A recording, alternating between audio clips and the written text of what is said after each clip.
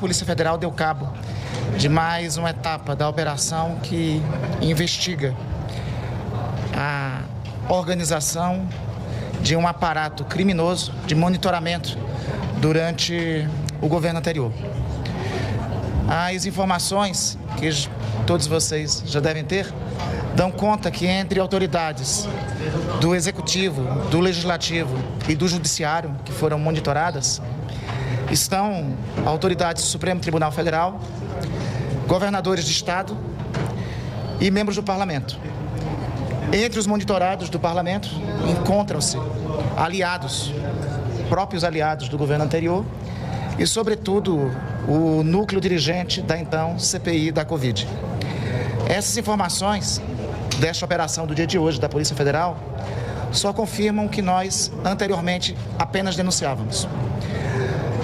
Durante o período anterior se montou um aparato repressivo com a intenção clara de romper o Estado democrático de direito e que entre gravíssimos crimes cometidos estava a violação da intimidade privada de opositores do governo.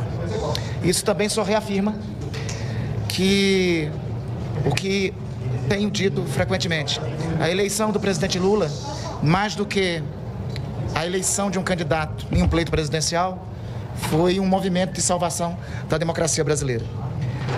O fato dos dirigentes da CPI da Covid terem sido monitorados, além de mim, dos colegas senadores Renan Calheiros e Omar Aziz, só traz também à cena um caráter trágico. Enquanto brasileiros morriam, o governo anterior, ao invés de se preocupar em comprar vacina, se preocupava em perseguir e monitorar os adversários políticos do regime.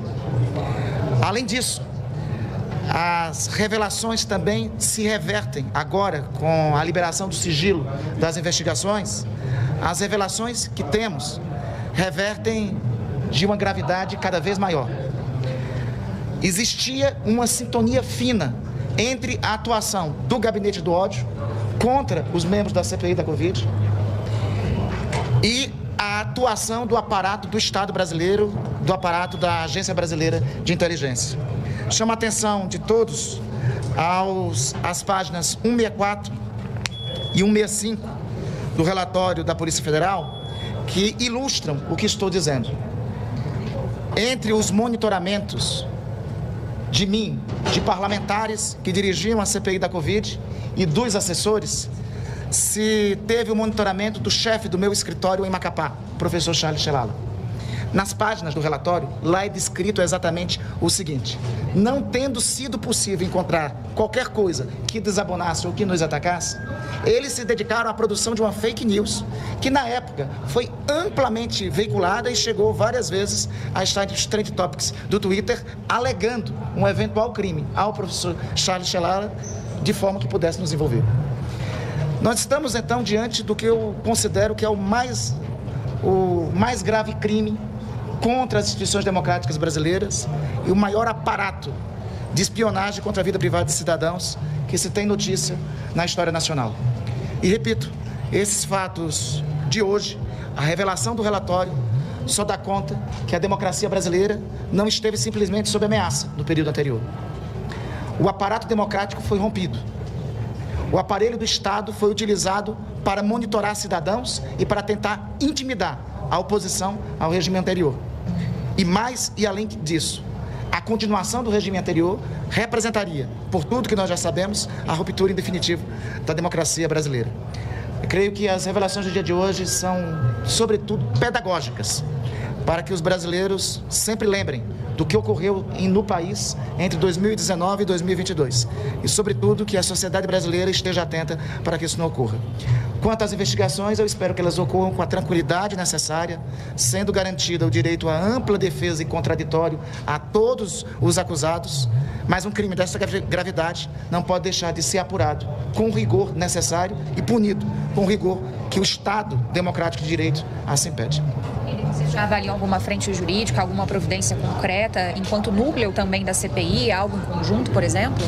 Eu conversei hoje com a senadora Omar Aziz. Nós só vamos acompanhar as investigações, o desdobramento das investigações, como vocês podem ver com a abertura do sigilo das investigações no dia de hoje, pode também perceber que os que monitoraram fracassaram em suas ações de tentar encontrar algo que atentasse contra a reputação da cúpula dirigente da CPI da Covid. Repito, isso só mostra o quanto grave foi o que ocorreu. Enquanto brasileiros estavam morrendo por conta da pandemia, o governo, de então, ao invés de comprar vacina, se dedicava a utilizar o aparato do Estado contra os opositores e contra aqueles que queriam investigação, contra aqueles que defendiam a vacina naquele momento. Nós vamos aguardar. De minha parte, não penso em nenhum, embora viesse a ter direito a entrar com ação indenizatória contra a União, de minha parte, não quero dar esse trabalho à União, nem responsabilizar os cofres públicos. De minha parte, eu creio que a opinião também dos demais membros da CPI, dos demais membros da cúpula dirigente da CPI, é que a investigação prossiga. Reitero, seja garantido o direito à ampla defesa e contraditório aos investigados, mas, sobretudo, que sejam punidos com rigor que a democracia exige, pela gravidade dos fatos do que ocorreu. O que o senhor espera do deputado federal Alexandre Ramagem, né, que agora, inclusive, é pré-candidato à Prefeitura do Rio de Janeiro? O que se espera dele? Primeiro, espero que ele se defenda. Os autos das investigações que são liberados dão conta da atuação pessoal do deputado, da atuação pessoal particular, do monitoramento, do papel dele, controlando, inclusive, as espionagens, as bisbilhotagens contra os membros da oposição ao regime. O senhor deputado Ramagem, comprovado que consta na investigação, agiu como um verdadeiro chefe da Gestapo do regime anterior. Um chefe de um aparato investigativo ilegal. Eu espero que ele possa, diante da gravidade das acusações que pesam sobre ele e diante do amplo material probatório que está, mas eu espero que ele, assegurado o direito à ampla defesa e contraditório, possa investigar.